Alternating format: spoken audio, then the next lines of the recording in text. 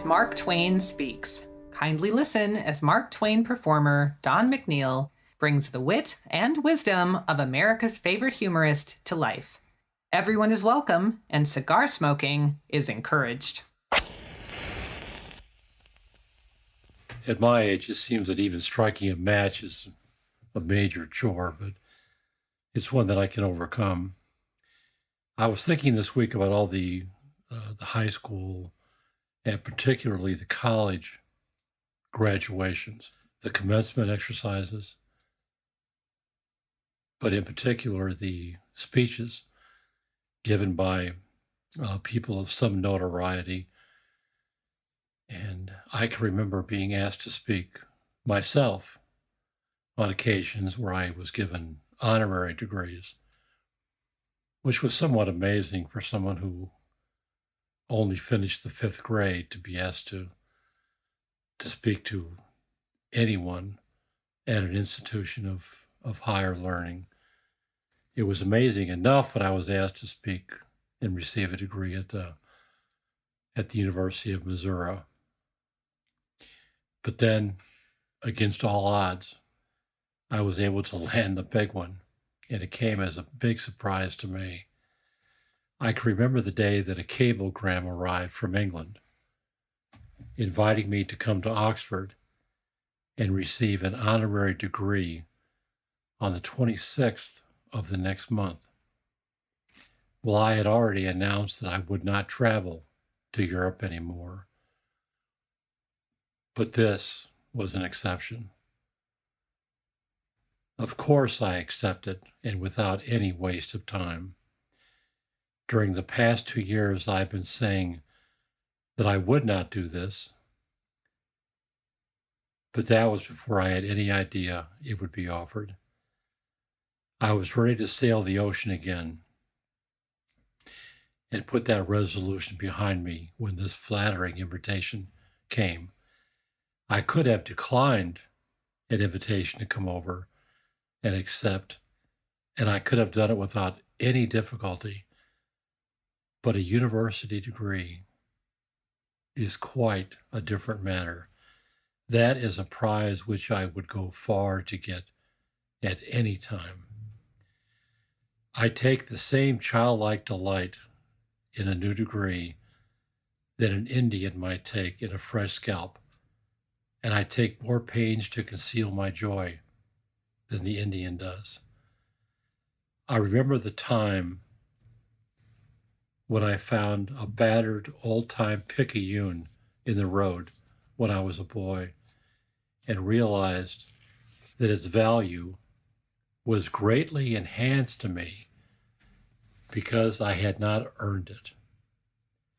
I remember the time 10 years later in Keokuk that I found a $50 bill in the street, and that the value of that bill also was vastly enhanced to me by the reflection that I had not earned it.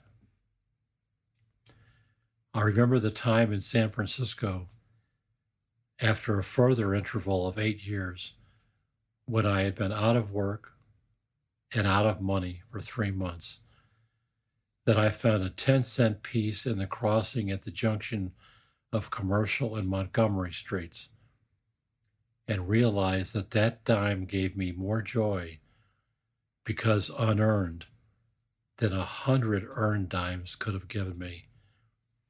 In my time, I have acquired several $100,000, but inasmuch as I earned them, they have possessed nothing more than their face value to me.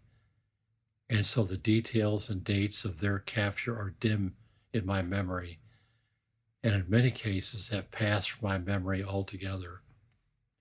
On the contrary, how externally and blazingly visited my recollection are those 3 unearned fines which I have mentioned. Now then, to me, university degrees are unearned fines, and that being the joy that belongs with property acquired in that way. And the money fines and the degree fines are just the same in number up to date 3, 2 from Yale, and 1 from Missouri University. It pleased me beyond measure when Yale made me a Master of Arts, because I didn't know anything about art.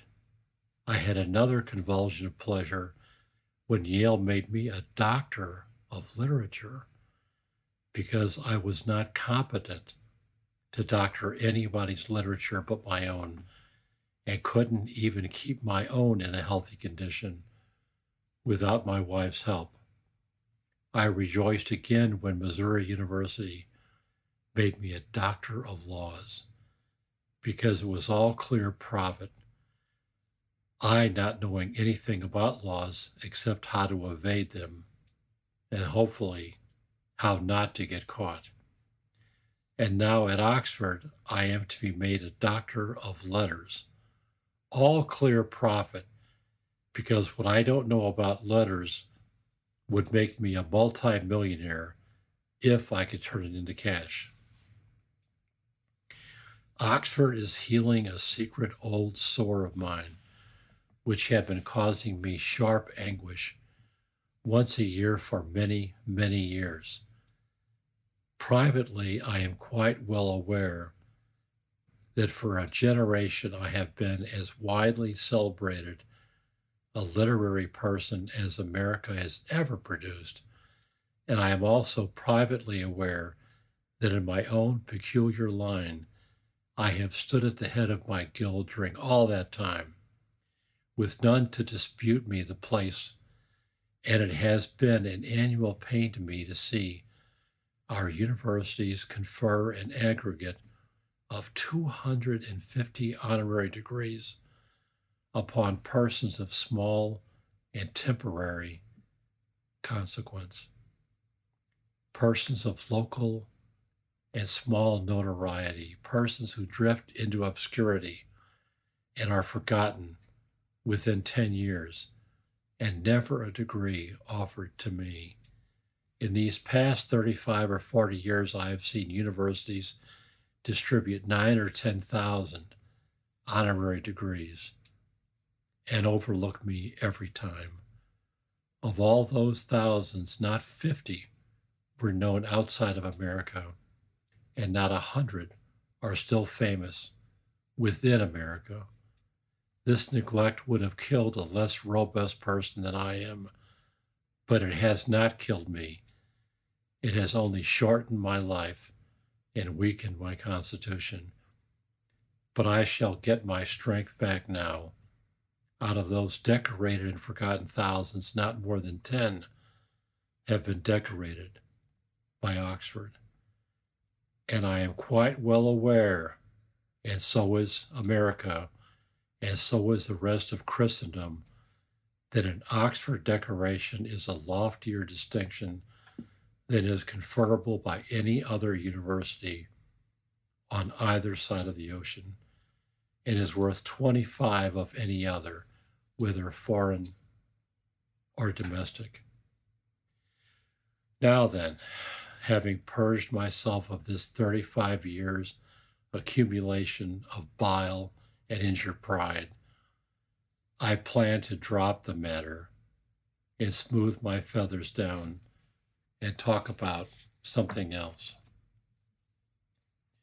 Imagine someone with nothing more than a 5th grade education being honored by the most prestigious university in the world.